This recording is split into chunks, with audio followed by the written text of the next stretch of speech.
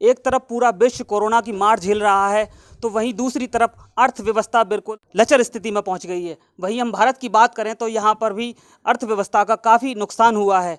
वहीं उत्तर प्रदेश की बात करें तो विद्युत विभाग के मनमाने रवैये के चलते बुनकर सभा की ओर से 1 सितंबर से हड़ताल जारी की गई है, जो अनिश्चितकालीन के लिए है। इस समय हम जनपद कासगंज के गंजडवारा में हैं, जो एक बुनकर का हब माना जाता है। यहाँ से जो कपड़ा बुना जाता है वो उत्तर प्रदेश के अलावा अन्य प्रांतों में भी जाता है। आप तस्वीरों में देख सकते हैं बुनकर सभा की तरफ से जो आह्वान किया गया है अनिश्चितकालीन हड़ताल के लिए, उसी के संदर्भ में यहाँ पर तमाम बुनकर इकट्ठा हुए हैं। आइए उनसे बात करते हैं, क्या समस्याएं आ रही हैं उनके सामने, क्या दिक्कतें आ रही हैं।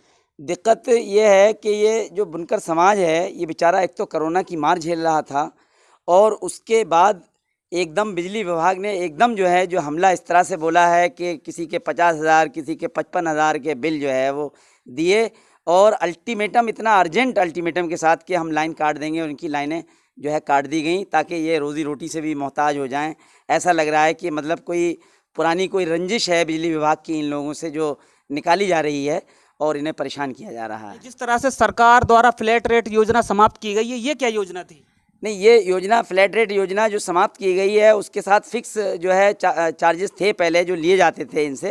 इन लोगों पर जो विद्युत बकाया चल रहा था वो तो जमा करना होगा। उत्तर प्रदेश का राजस्व कम हो रहा है, इसमें तमाम सुविधाएं कोरोना काल के बीच पहुंचाई जा रही हैं तमाम निर्धन वर्ग के लोगों के लिए।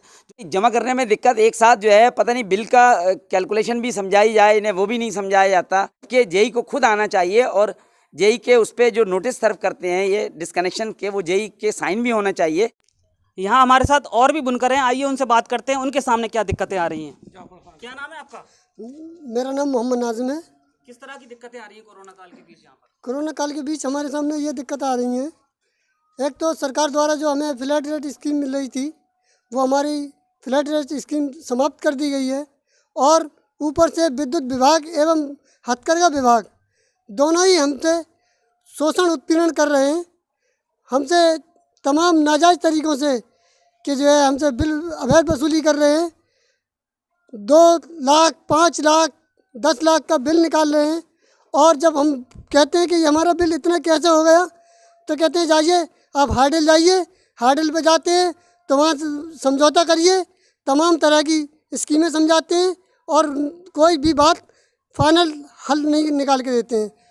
तो पूरे प्रदेश में यही समस्या है कि एक तरफ तो सरकार की ओर से लोगों को सुविधाएं पहुंचाई जा रही हैं तो दूसरी तरफ सरकार के जो अधिकारी बैठे हुए हैं वो आम जनता को उत्पीड़न करने में कोई कोर कसर नहीं छोड़ रहे हैं। हमने आपको तस्वीर जनपद कासगंज की जो दिखाई थी, कासगंज शहर की दिखाई थी, जहां पर झटपट योजना के लिए लाखों रुपए का घोटाला सामने आया है, जिसमें अमीर खुसरो टाइम्स को मिली शिकायतों के अनुसार आपको हमने वो तस्वीरें दिखाई जहाँ पर 250 मीटर 200 मीटर 100 मीटर तमाम केबल ने डालकर अवैध वसूली करके कनेक्शन दिए गए। वहीं झटपट योजना के तहत लोगों को तुरंत कनेक्शन दिया जाना चाहिए, वहीं पर मानकों की पूर्ति न करने की वजह से विद्युत विभाग के कर्मचारियों द्वारा उन तक लाभ नहीं पहुंच रहा है।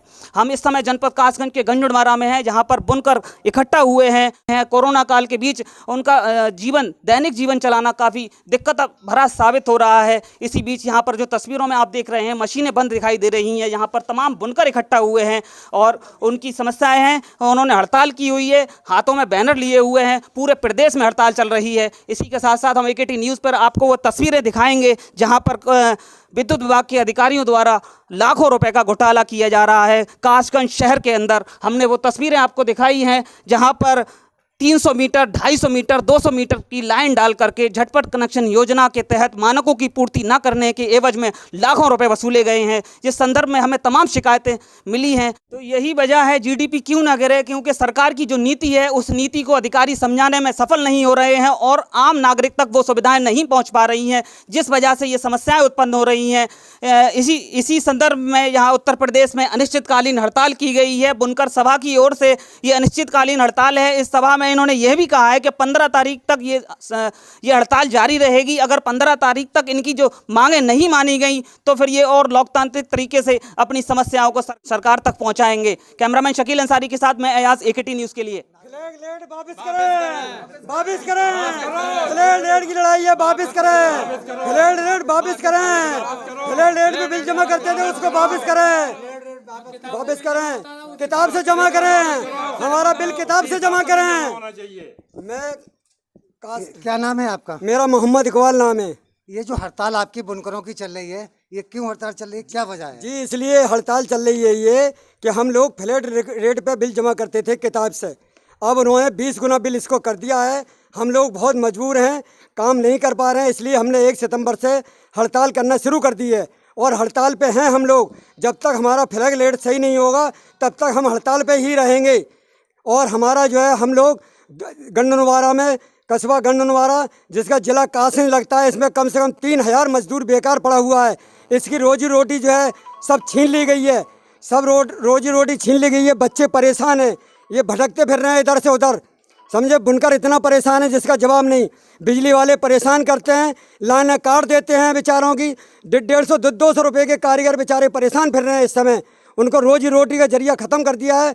बिल्कुल ये इसमें संशोधन होना चाहिए और हमारा फ्लैट रेट किताबों वाला वापस आना चाहिए। कोरोना काल में किस तरह की परेशानी का सामना करना पड़ा है? क्या नाम है आपका? मेरा नाम है रियाजुल हसन। जिस तरह से 3 महीना लॉकडाउन रहा तो आपने अपने परिवार का कैसे पालन पोषण किया?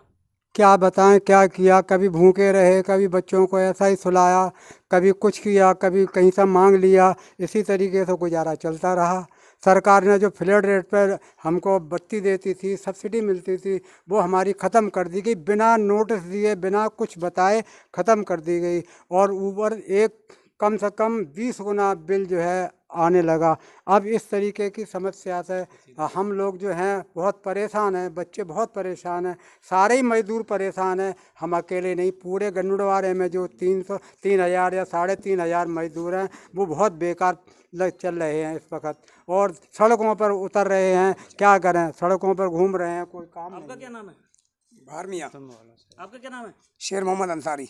क्या दिक्कत आ रही है? दिक्कत ये आ रही है साहब, काफ़ी दिन से परेशान है, कारखाने बंद पड़े हुए हैं और हम जो है कारीगर हैं, हम क्या बताएं, कारखाने में लगे हुए हैं ताले और रोटियों के पड़े हैं लाले।